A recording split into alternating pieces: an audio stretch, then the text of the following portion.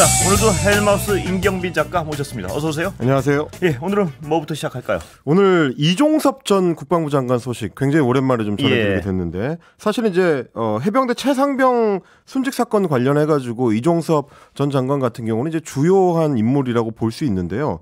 오늘 주 오스트레일리아 대사, 호주 대사에 임명됐다는 소식이 전해졌습니다. 예. 뭐 이렇게 되면 이제 호주로 떠나서 상당 기간은 국내에 돌아오지 않게 되는 건데 이게 과연 이제 수사에는 어떤 영향을 미칠 거냐, 이게 이제 촉각이 곤두설 수밖에 없는 사안입니다. 그 동안에는 이제 최상병 순직 사건 처리 과정에서 장관으로서 부당하게 개입을 했다는 의혹이 있었습니다. 예. 그래서 경찰로 이미 넘어갔었던 사건 자료를 다시 회수하는 과정에 직간접적으로 연루가 돼 있다. 그리고 이제 이런 문제를 대통령실하고 이제 상의한 거 아니냐, 뭐 이런 의혹이 지금 연루가 돼 있는 상황인데, 그래서 야당에서는 탄핵 소추를 추진을 했었는데요. 탄핵안을 이제 발의하겠다라는 이 얘기가 나오자마자 사의를 표명하고 지난해 10월에 장관직을 퇴임한 바가 있습니다. 그래서 대통령의 이 최상병 사건에 대한 외압 의혹의 중심에 있는 인물이기 때문에 검찰이나 혹은 뭐 공수처 수사에서도 굉장히 중요한 인물인데도 불구하고 호주 대사를 보내게 되면 지금 이 사건 수사하고 있는 공수처 입장에서는 소환 조사를 하는 것도 쉽지 않아진다. 수사가 안 되는 거죠? 그렇습니다. 이게 이제 뭐 자칫하면은 진행이 안 되게 되는 거기 때문에 최상병 사건 관련해서 이제 박정훈 대령 측에서는 이거는 사건 실체를 덮기 위해서 이런 인사를 낸 것이다라고 비판을 하고 있습니다. 이종섭 전 장관 같은 경우는 공수처 수사의 피의자이고, 그리고 뭐 박정훈 대령의 상관 명예훼손 혐의 재판에서는 또 본인이 피해자로 돼 있기 때문에 이런 상황에서 이 호주 대사 임명을 왜 해야 되느냐, 이런 의문을 지금 이제 박정훈 대령 측에서는 제기를 하고 있습니다. 사건의 실체적 진실을 밝히기 위해서 가장 피해자이면서 피의자인 가장 그렇습니다. 중요한 인물인데 호주 대사 발령을 내버렸군요. 이 호주 대사 외교 그 쪽에서 보면 이 별로 할 일 없는 뭐 이런 뭐 다 그렇다는 말씀이 아니고 좀 한가한 지역, 이런 쪽 대사는 주로 어떤 대선 이후 뭐 챙겨주기 뭐 이런 데로 보내고 하는 데인데, 사실 뭐 일이 바쁜 어떤 대사 자리는 아니지 않습니까? 우방 국가고 상대적으로 우리와 뭐 직간접적인 어떤 충돌이 있는 나라는 아닌 거죠. 살기 좋고, 거의 뭐 어떤 이런 데 하여튼 선호하는 지역이죠. 선호하는 지역이고, 그렇다고 해서 또 전문 외교관이 가서 뭐 이렇게 굉장히 열심히 일을 할 때도 아니고, 뭐 첨예한 이슈가 있는 데가 아니니까. 그래서 좀 약간 쉬는 비슷한 데일 수도 있고, 사람에 따라서는요. 그렇게 인식할 수도 있죠. 그런데 이런 어때 이건 뭐 수사를 제대로 하지 못하게 하겠다는 어떤 의지로 오해될 만한 충분한 여지가 있군요. 그렇습니다. 왜냐하면 이제 박근혜 정부 시절에 이제 계엄령 그 문건 관련해서도 그 당시에 이제 뭐 연루됐었던 인물들이 뭐 미국에 나가서 이제 정권이 바뀔 때까지 돌아오지 않다가 나중에 복귀를 한다든지 이런 일들이 이미 있었기 때문에 혹시 이것도 사건 수사를 좀 지연시키기 위한 인사가 아니냐라는 게 이제 박정훈 대령 측의 의심입니다. 자, 이성윤 검사에 이어서 박은정 검사도 해임됐나요? 네, 저희가 이제 지난주에 이성윤 검사의 해임 문제를 이제 다뤄드렸었는데, 오늘은 박은정 광주지검 부장검사에 대해서 법무부 검사징계위원회가 최고 수준 징계죠, 해임 처분을 의결을 했습니다. 이 사건 같은 경우 이제 2020년 10월로 거슬러 올라갑니다. 그 당시에 박은정 검사가 법무부의 감찰 담당관이었는데, 당시에 이제 한동훈 진 비대위원장이 연루돼 있는 채널A 사건과 관련해 가지고 한동훈 검사장을 감찰하는 과정에서 확보한 자료를 당시에 또 이제 윤석열 검찰총장을 감찰하고 있던 법무부 감찰위원회로 넘겨줬다. 자료를 제공을 해줬다. 이거는 뭔가 허가를 받지 않고 무단으로 자료 제공을 한 거기 때문에 불법적인 것이다라는 게 지금 이제 검찰의 이제 판단인 거고요. 그래서 이제 해임 처분을 받았는데, 박은정 부장검사 같은 경우는 오늘 이제 페이스북에 이렇게 글을 남겼습니다. 해임 처분은 이거는 보복성 징계인 거고 행정소송을 통해서 억울함을 밝히겠다는 겁니다. 보복 징계는 결국 법원에서 취소가 될 것이다. 징계 과정에 참여한 징계위원들에 대해서도 반드시 책임을 묻겠다. 이런 의지를 밝혔습니다. 최근에 이제 뭐 말씀드렸던 대로 법무부 같은 경우는 이성윤 전 서울고검장, 윤석열 사단은 전두환 하나회에 비견된다라는 비판 발언을 했다는 이유로 해임 처분을 한 바가 있고요. 한동훈 녹취록 오보 사건과 관련해서 재판에 넘겨진 신성식 전 검사장도 역시 해임 처분을 받았습니다. 검찰이 검사에 대해서 이렇게 해임을 줄줄이 한 케이스가 있는지 모르겠네요. 한번 찾아봐야 될 것 같은데 어떤 이 굵직한 이런 해임 이런 식으로 한 적이 있는가? 흔치는 않은 것 같습니다. 오히려 이제 소위 신성 가족이라고 해가지고 검찰 식구들끼리는 봐주는 문화가 팽배해 있다는 비판이 그동안 많았었는데 뭐 그 비판에는 검찰은 정말 책임져야 할 일을 저질렀어도 봐준다는 쪽은 많았어도 이렇게 단호하게 해임하는 건 또 잘 보기 드문 사례 같습니다. 예. 네. 최근에는 소위 이제 99만 원 접대 사건 같은 것들이 떠오르기도 합니다. 그렇습니다. 거기서는 아주 어떤 정도를 넘어서 봐줬다는 비판을 많이 받지 않았습니까? 그런데 어떤 또 다른 측면에서는 굉장히 해임이 빠르고 단호하군요. 그렇습니다. 정말 요새 검찰 움직이는 걸 보면 일사불란하다 이런 생각을 많이 하게 됩니다. 예. 정치권 뉴스로 가볼까요? 네, 예. 민주당 공천 소식 전해드리겠습니다. 지금 이제 임종석 전 대통령실 비서실장 오늘 아침에 페이스북에 짤막한 글을 하나 올렸는데요. 지난주에는 계속해서 이제 당의 결정을 좀 재고를 해달라, 전략공천 물러달라, 혹은 본인한테도 기회를 달라 이런 요청을 해왔었는데 오늘 아침에 올린 글은 당의 결정을 수용합니다. 아주 짧은 문장이고 이제 그 뒤에 뭐 다른 말을 붙이지는 않았기 때문에 오히려 이제 공백에 어떤 말이 들어갈 것이냐에 관심들이 더 많이 가는. 근데 어젯밤까지 약간 스탠스가 달랐던 거 아닌가요? 뭐 그렇습니다. 이낙연 대표도 만나고. 흡사 어떤 탈당까지 불사할 것 같은 분위기 뭐 그런 분위기도 있지 않았습니까? 일단 이제 시간을 거슬러 보면 지난 주말부터 당 지도부하고는 상당히 이제 갈등의 양상을 좀 끌어올렸습니다. 근데 뭐 본인이 공천 문제를 다시 논의를 해달라고 했는데 지난 1일에 3월 1일에 있었던 심야 최고위원 회의에서도 임 전 실장 공천과 관련해서는 논의가 이루어지지 않았거든요. 그러니까 어떻게 보면 이제 임 전 실장의 요청을 당에서 이제 무시를 한 셈입니다. 거기에 대해서 임 전 실장이 페이스북에 글을 올려가지고 이재명 대표의 속내는 충분히 알아들었다. 뭐 일종의 이제 경고성에 뭐 본인 딴에는 이제 굉장히 좀 단호한 어떤 글을 올렸고 그러고 나서 어제 오전에 이낙연 새로운 미래 공동대표하고 서울 모처에서 만났다. 거기서 이제 거치와 관련된 논의를 했다라는 얘기가 뭐 경향신문 같은 이제 언론을 통해서 이제 소개가 됐습니다. 그러면 그 향후 거치라는 게 주로 결국에는 탈당하거나 새로운 미래 쪽으로 옮겨가는 쪽에 초점이 맞춰져 있지 않겠느냐라는 보도들이 많았습니다. 뭐 일부 보도에서는 탈당 후에 불출마를 하기로 했다라든지 탈당 후에 새로운 미래로 가서 호남 지역에 출마하기로 했다든지 이런 구체적인 얘기들도 나왔었거든요. 그래서 오늘 아침에 이제 이 당의 결정을 수용한다는 이 그 멘트에 대해서 굉장히 좀 충격을 받은 정치권 인사들이 많았습니다. 대표적으로는 이제 새로운 미래의 이석현 고문인데요. 그렇겠죠. 오늘 아침에 이제 BBS 라디오에 출연을 해가지고 어제 저녁에 이낙연 대표가 임종석 실장한테 전화했을 때만 해도 민주당을 탈당하겠다고 약속을 했었다.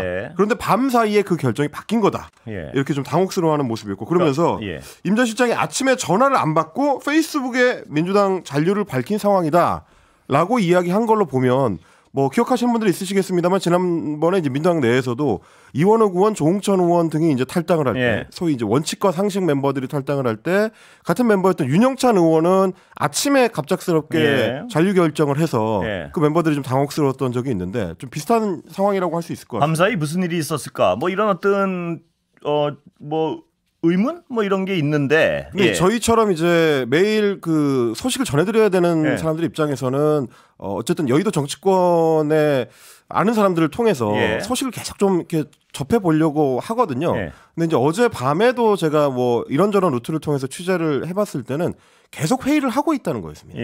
그래서 어제도 사실 JTBC 같은 매체에서 탈당 후에 무소속 출마한다 뭐 이런 단독 보도가 나왔을 때 그걸 공식적으로 이제 부정하는 문자 메시지를 기자들한테 급하게 보낸다든지 좀 이렇게 빠르게 돌아가는 양상이었거든요.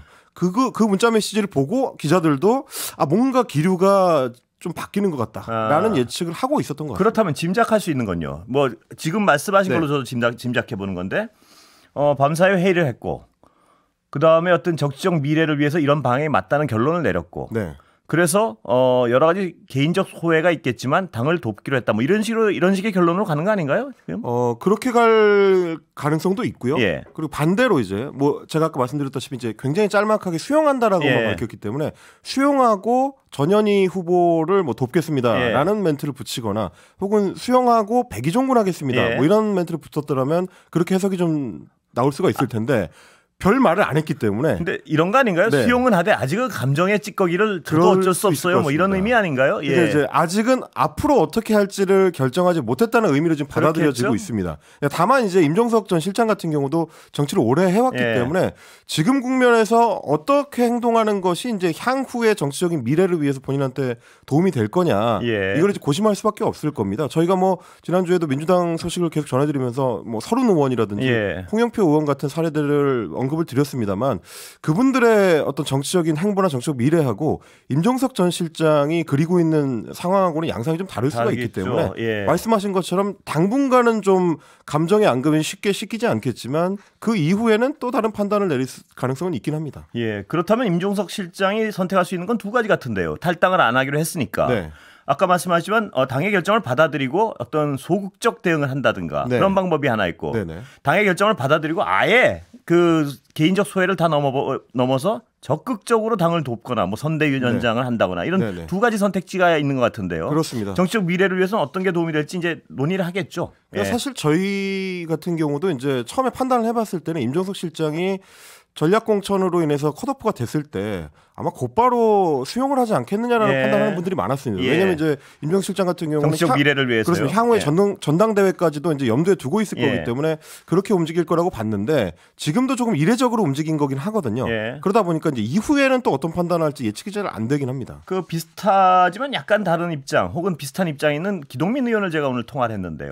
궁금해서 그랬더니 지금 상황에 대해서 섭섭하지만 어떤 대의의 측면에서 돕겠다 이런 취지의 바로 말씀을 하더라고요. 예, 그러니까 그 스탠스랑 어떤 임종석 실장의 스탠스랑 앞으로 어떻게 변화해 나가는지 한번 봐야겠네요. 예, 그렇습니다. 예. 어쨌든 자, 지금 이렇게 되면서 제일 곤란해진 거는 새로운 미래 측이고요. 그렇죠. 예. 이낙연 대표도 마찬가지입니다. 이낙연 대표 오늘 이제 기자들이 질문을 하니까 노력은 했지만 더 이상 좌고우면할 수는 없다. 예. 직진하겠다라고 말을 했습니다. 그러니까 뭐 임종석 실장이 오지 않더라도 본인의 할 일을 하겠다라는 의미로 받아들여지고요. 무슨 일이 있었는지 말씀드리는 거는 적절하지 않지만 예. 임 전 실장이 몹시 고통스러웠을 시기인 2, 3일 동안 저와 고민을 나누고 생각을 공유했던 거는 고맙게 생각한다 라고 이야기를 했습니다만 동시에 사람인데 연락은 하지 않겠느냐. 예. 단지 오늘 아침에는 연락을 하지 않았다. 섭섭한 게 있군요. 예, 뭐 다소 이제 서운함을 내비치는 그런 모습이었습니다. 근데 이낙연 대표로서는 좌고우면하지 않고 직진하겠다 이랬는데 네. 직진할 연료가 자꾸 떨어져 가는 것 같아서 네. 그렇습니다. 보기엔. 예. 그래서 이제 그 지지층의 혹은 이제 지지율의 연료를 조금 더 붙여보기 위해서 오늘 광주 출마 기자회견을 예. 했습니다. 원래는 이제 어제 출마 선언을 하려고 했는데 임종석 실장하고 조율하는 과정에서 연기가 됐거든요. 오늘 이제 광주 시의회에서 기자회견을 열고 이번 국회의원 선거를 광주에서 치르기로 했다. 지역구는 좀 더 유의해서 곧 발표하겠다라고 했는데 협의해서 발표하겠다고 했는데 출마지로는 이제 광주 서구을 지금 양양자 의원의 지역구지만 양양자 의원이 떠난 상태이기 때문에 그 지역구가 지금 유력하게 거론이 되고 있습니다. 광주 시민들이 어떻게 반응할지 굉장히 궁금하네요. 예. 네, 그렇습니다. 예. 자, 김영주 전 국회 부의장. 네. 그 결국 국민의힘을 갔습니다. 예. 네, 오늘 굉장히 이제 정치권 오래 취재한 사람 입장에서 예. 봤을 때는 낯선 풍경이 예. 펼쳐졌는데 한동훈 비대위원장하고 김영주 부의장이 나란히 이제 손을 잡고 예. 당사의 이제 회의장에 입장을 해서 예. 한동훈 비대위원장이 직접 입혀주는 빨간색 점퍼를 김영주 예. 부의장이 입었습니다. 민주당에서 사선을 한 현직 국회 부의장인데 이런 상황이 됐고요. 지난달 19일에 하위 20%라는 이제 평가 통보를 받고 바로 탈당을 했고 예. 2주 만에 당적을 바꿨습니다. 한동훈 비대위원장하고 이제 같이 입장한 입단식에서 민주당 대표를 직격하는 발언을 하기도 했는데 들어보시겠습니다. 예, 들어보시죠. 정치인은 개인의 사리 사욕을 위한 도구로 쓰여져서는 안 된다고 생각합니다. 여지껏 저를 뽑아준 영등포 국민과 저를 타선까지 만든 대한민국을 위해서 일을 해왔듯이 앞으로도 생활정치 그리고 우리 주변 발전을 위해서 제 역할이 있다면 마다하지 않겠습니다. 감사합니다.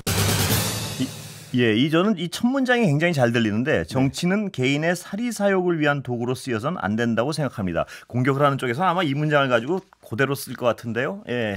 그렇습니다. 김영주 부의장 입장에서는 아마 이제 이재명 대표를 겨냥한 거겠지만 근데 상대방 입장에서는 오히려 또 그걸 통해서 김영주 부의장을 공격할 수도 있나요? 근데 저번에도 한번 우리가 이 얘기를 나눴지만 뭐 옷이야 왜 못 갈아입겠습니까? 뭐 파란색이고 빨간색이고. 근데 정치를 하는 분이 하루에 어떤 전혀 다른 색깔의 철학을 가진 쪽으로 갈아탄다는 것을 그걸 어떻게 봐야 될지는 정말 좀 당혹스러운 측면이 있습니다. 이게 이제 이번에 비교를 하시는 분들 중에서 지금 이제 예전에 있었던 진영 전 장관의 총선을 앞둔 당적 변경을 거론하는 분들이 종종 있더라고요. 근데 이제 진영 장관도 물론 이제 박근혜 정부의 주요 인사였다가 민주당으로 당적을 바꿔서 그때 이제 20대 국회에 출마를 했었던 전력이 있습니다만 진영 전 장관 같은 경우는 기존의 소위 말하는 이제 정치적 이력을 통해서 정치적 스토리를 통해서 본인의 당적 변경을 정당화할 수 있는 어떤 그 과정이 좀 있었습니다. 그때 이제 보건복지부 장관으로 박근혜 정부에서 발탁이 됐지만 노령연금 공약 후퇴와 관련해서 박근혜 대통령하고 직접 충돌했었고요. 그 뒤로 이제 소위 친박계로부터 탄압을 받아왔던 한 2년여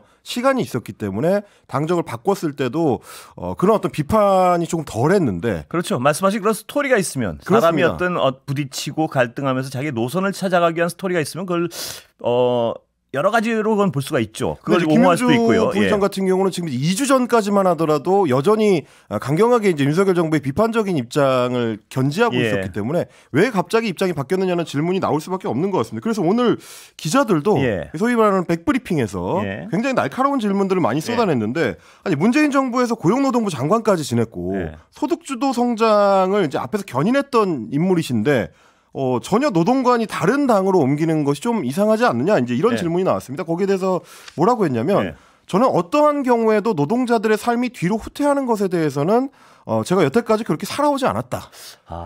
그러면서 국민의힘의 방향이 어떤지는 아직 못 봤고 그런 부분들은 22대 국회에 들어간 다음에 보겠다.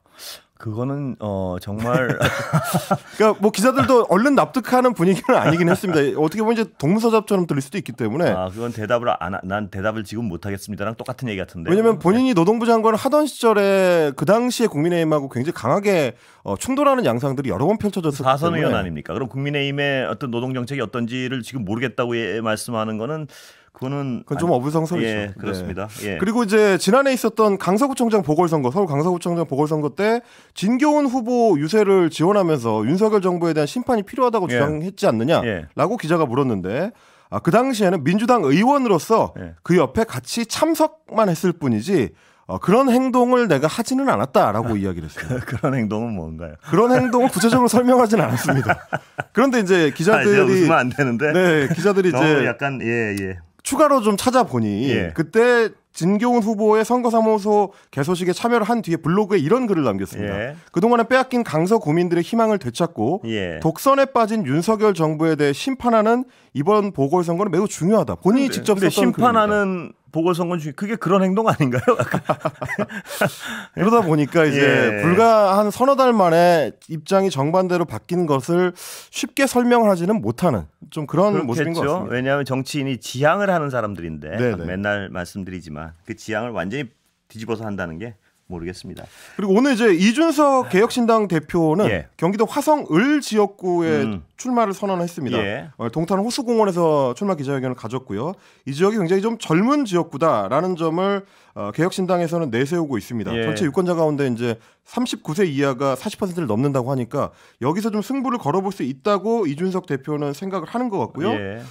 이원욱 의원이 출마한 화성 지역구에다가 양양자 원내대표가 출마한 용인 지역구까지 묶어서 일종의 반도체 벨트를 만들겠다는 구상입니다.